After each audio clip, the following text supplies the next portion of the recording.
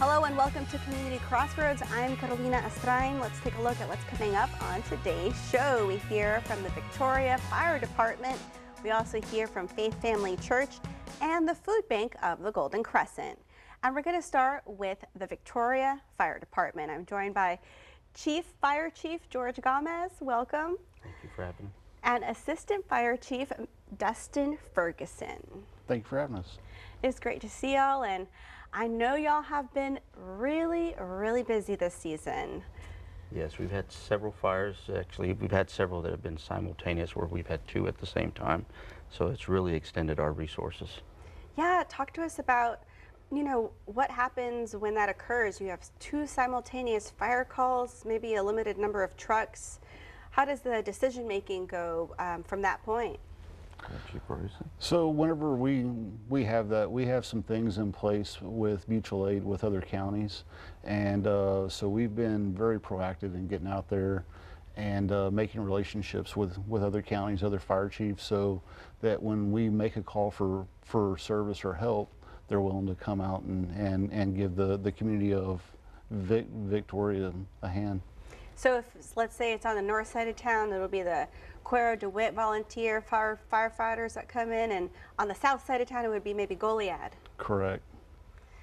Wow, and these last two, they happen kind of midtown area, kind of centrally located in town. And they were resolved fairly quickly. Yes, we've got a great department. When it comes to fighting a structure fire, there's a method to our madness. When you look at us, you think it's kind of chaos, but we call it controlled chaos. And so, but the first thing, when we show up, we want to make sure, of course, life safety. We want to make sure, do we have to perform a rescue or anything like that? Then we are looking at, well, what is the fire threatening? And then we also want to try to confine the fire, extinguish the fire, and then afterwards we go and look for hot spots. Looking for hot spots, and how, what's kind of the process for the hot spot location step of it? So our firefighters are equipped with thermal imagers and just, experience and skill on top of that. So they go into structures and they're looking for anything, like any kind of signs of heat, smoke, but then they're also able to sweep it with what's called a thermal imager, and they can see the heat on like a screen, and then they're able to dig into like those areas of the fire and apply water. I remember going to a fire scene off Crestwood. It was probably about a year ago, and it seemed like a small structure fire, not a huge house fire, but it took a lot of work watching these firefighters kind of take turns going into the structure to make sure nothing was aflame. Right, the equipment that we use is very heavy, bulky. You can imagine the gear that they're wearing and the air packs and stuff. It's a lot of weight that they're carrying around. But yes, so you've got to watch, to see, look for exhaustion, stuff like that. But when the fire's out, we actually do a primary search when we first go in, and then what we do is we'll change up companies and then go back in and do a secondary search. That way we've got a different set of eyes. Oh, wow. If you normally send in the first company, they'll tend to look in the same places. Send in the second company for a secondary search. That way they'll look in different places. So that's where you see them coming in and out, and also, like, again, checking and sweeping for hot spots. Let's continue the conversation. I'm learning so much about our firefighters, our first responders. We all are, and we can continue to delve deeper behind the scenes. Sounds good. All right, well, coming up, don't go anywhere. We continue the conversation with the Victoria Fire Department. We'll be right back.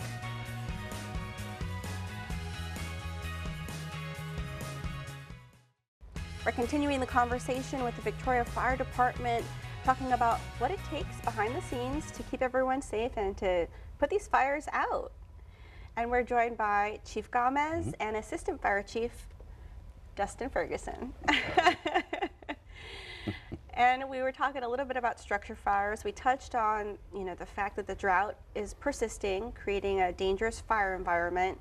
And y'all have had to go on a few grass fire calls recently. That's correct. So what's involved? What's the difference? What in the steps when it comes to taking on a grass fire? So one of the biggest steps, and one of the things that we're really blessed with here within our community, is the collaboration with our volunteer fire departments. We have, it's 10 or 11 volunteer departments. Wow. that are within the county, and those are as volunteers. They're unpaid firefighters, and we're blessed that they come out and respond with us. Yeah, because we were talking about that kind of daily standard, right, of having 22 to 30 firefighters on shift that day. But when you're going out to a grass fire, how many firefighters does that require? That all depends. You know, once we get there, we rely on the incident commander to make that call if they need more resources out there. Yeah, making these volunteers essential. Oh yeah, Right. 100%. Yeah. So the size and scope of the brush fire, the grass fire, is going to determine how many volunteer departments that we have come out to the scene.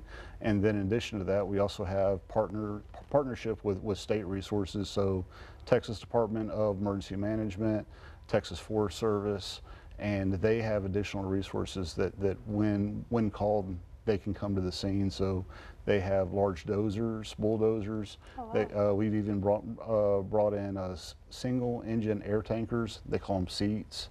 And whenever we have homes in structure, we're able to deploy those resources in conjunction with ours and to resolve the problems. And the most recent one, I believe, was in the Refugio area. Were you out working that one? Correct. Yeah, we were in the Refugio area, 77 South, and that's one that it was started by 2 lightning strikes and just vast area of grassland. So along with all the volunteer departments, we also brought in the state resources with bulldozers, and they were able to cut line. Oh, wow. And ultimately control the fire. How long did it take to control that scene? I think collectively they were probably on scene anywhere from 12 to 18 hours. Wow, 12 to 18 hours. It's a lot. So at that point, your other firefighters that maybe aren't on shift actively, or they're kind of on standby, that's when they know, like, I better get in gear because I need to go out there. Oh, 100%. Yeah, we have some great volunteers out there that they're always listening to the calls going out, and when those calls are going out, they start texting and calling and say, hey, like, we have 2 or 3 people available from different departments, and then we'll call them out and bring them to a central area, and then we'll start working. I know earlier this week the commissioners were considering granting some monies to the Bloomington Volunteer Fire Department, and things like that, contributions like that, they go far. Yeah, they go a long ways. They help definitely with the purchase of equipment, needed resources, and things like that. Yes. Mm-hmm. How much does a fire truck cost? Oh, well, I know an ambulance is about $300,000. Now it's roughly anywhere from $400,000 to $500,000. Wow. An engine could cost you $1 million. $1 million. A ladder truck could cost you probably about $2 million. But the problem with that is it takes about 4 years to build.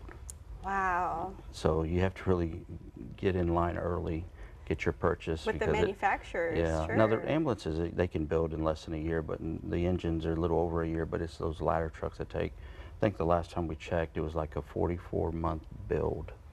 Well, we got to take care of what we got. Oh, definitely. Mm-hmm. Well, thank you all so much for everything you do, keeping us safe here in our community, managing our teams here, our firefighters, our volunteer firefighters, and I just hope you all have a bright 2026, but not too bright, because No pun intended.